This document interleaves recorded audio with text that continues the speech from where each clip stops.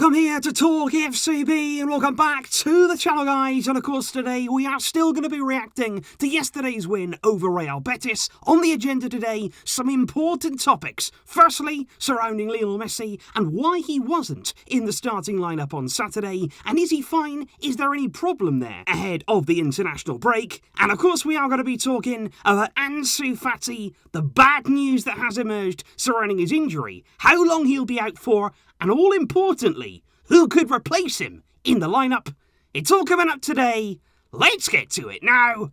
Come on. But if we start first with Lionel Messi, of course, yesterday he was the man who came on at half-time. He came on actually for Ansu Fati, and he was absolutely electric in the way that he came on in terms of the energy that he had. I thought he was really, really impressive in every single aspect of his game. And of course, so crucial for the Antoine Griezmann goal. A big goal it was in the game, stepping over the ball, that brilliant dummy to really take three Betis players out of the game. And then, of course, his goal from open play, absolutely fantastic, and the penalty that he dispatched with ease past Claudio Bravo. But of course the big question will be, why wasn't Messi starting yesterday's game? Was there a problem? And Ronald Koeman after the game, of course, was asked straight away about that. Was it a tactical decision? Was he left out of the lineup simply because he needed a rest? Or was it an enforced change because of an injury? And this is what Koeman had to say. He said, we'd actually been talking since back on Friday after Leo ended the Dinamo game with a little bit of discomfort. He said, we decided that he wasn't ready to start in this game, so that's why he was on the bench, just in case we felt like we needed him. He said in the second half when he came on, he was absolutely magnificent, and he said if Messi was fully fit, he would have played from the start, but we just didn't feel as though he was quite in the right condition to play all of this game. And that was interesting there. So Messi didn't have an injury as such, but I think he felt as though maybe it was a precaution, maybe he had something there after that game against Dinamo that wasn't exactly a problem, but it could have been if he was overused. And I think that's the way that it has to be. If there's any sort of concern, especially with somebody like Messi there, who is now well into his 30s, you do have to take these kind of precautions. And I also think when Messi came on, he looked full of energy. Like I say there, he came on, you look at the numbers, you look at the way that he played, you look at the impact that he had, and you certainly couldn't say that it was a bad thing putting Messi on the bench and then bringing him on, because he made a real impact and it seemed to work well for everybody. One man though, unfortunately, who it didn't work out for, of course,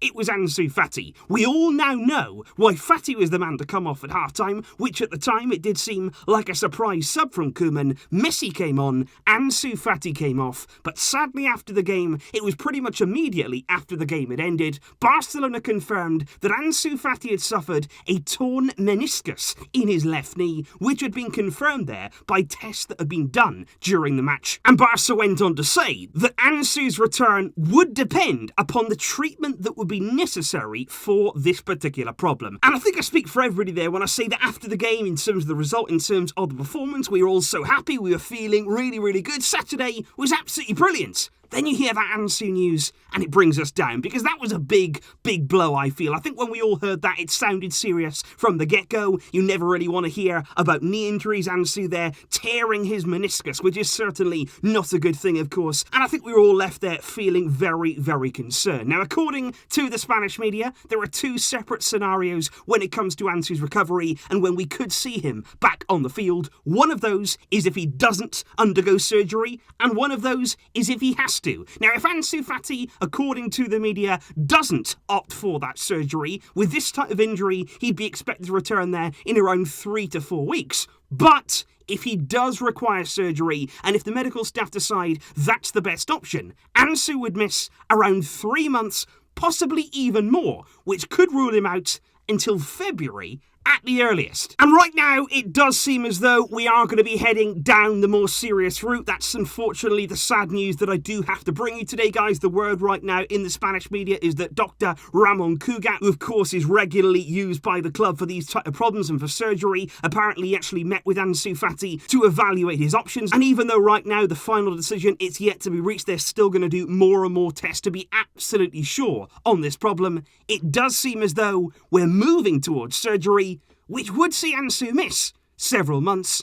And that's such a shame. And I think it's a shame for many, many reasons, really. Not only is Ansu such a big talent, not only has he got such a bright future in the game and in this team, but also the fact that right now, not just looking ahead, right now this season, he's been such a key part of Ronald Koeman's team. He's been a regular starter and, of course, a regular goal scorer, one of our most important and prolific players in the season so far. And he's going to be a big miss, no doubt about that. What I would like to say, though, and the other spin that I would like to put on this, is that, look, we don't want to rush things. There's no need whatsoever here to cut any corners, to be racing Ansu back, to be trying here to drag him through this injury. Because, look, if surgery is required, then go down that route. There shouldn't be any debate about that whatsoever. If you've got to take a bit longer, if it is going to take a bit more time to heal, and you'd rather do that and avoid further problems down the line, as opposed there to just rushing him back early and not going through the correct procedure. We've seen with other players, you'd look there at Samuel and Titi, that sometimes you've got to look long-term instead of short-term with these problems. All that we want is that Ansu Fati, firstly, to be healthy,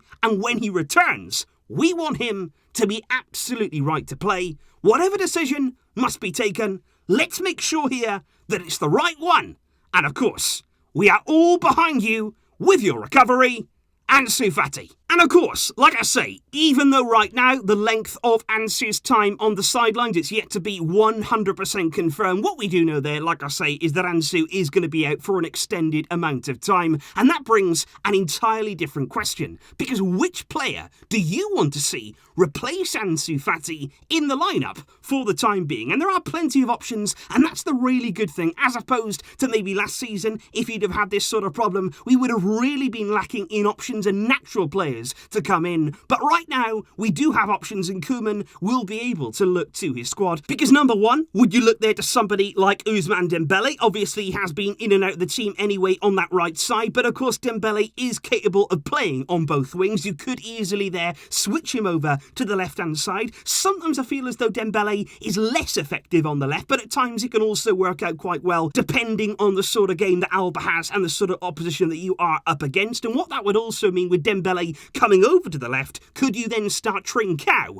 on the right-hand side and give him some more game time? What you'd also got the option of there is Pedri, somebody that Ronald Koeman is a huge fan of, and somebody again yesterday who had a really, really good game, and he started the season so well there, the young man. He could easily play there on that left-hand side. He's somebody who can play as a winger. Of course, he can drift inside too. We saw it yesterday. He was playing more of an interior role. But Pedri, of course, is an option to come into that position. And of course, as well, you've got to mention Felipe Coutinho, somebody who right now is out injured, but after the international break, he should be fine there to return to the team. And of course, he can slot back in either there to his central role, pushing Pedri out more towards the left, or other players as well out to the wing. Or Coutinho himself, we have seen him on the left in the past, even though it's a role that I wouldn't really want to see him in frequently. Or, last but not least, you're talking there about another youngster, young Konrad de la Fuente, the 19-year-old American who is actually on the bench, of course, for yesterday's game against Real Betis, and he has been very much so on the fringes of Ronald Koeman's plans, and he is somebody who's really impressed the coach during his time there training with the first team. And that's interesting, because of course you remember at the start of last season, it was Ansu Fati who took advantage there of injuries to Suarez, to Messi, to make his impact on the first team. Could this be the opportunity? Could this be the big break for young Konrad? We've seen his quality for Barcelona B. Now, is he ready for the next step? And of course, guys, I want to know your thoughts on who should replace Ansu. Who are you feeling? What sort of profile of player do we want in that area? What kind of profile do we need? Let me know all of your thoughts in the comments down below, because that is certainly something that we're going to be focusing on right the way through this international break. And of course, whenever there's any confirmed news at all on Ansu's recovery, I will let you know. There should be news very, very soon indeed, because if indeed they are going to go down that surgical route, you would expect it to happen in the coming days, so he can get himself on that recovery route as quickly as possible. So please do let me know your thoughts in the comments down below on everything we have discussed in today's video. And of course, guys, there'll be plenty of uploads coming right throughout this international break. Try and keep yourself entertained if possible. But I'll be back soon. And until next time, as always, Visca El Barça.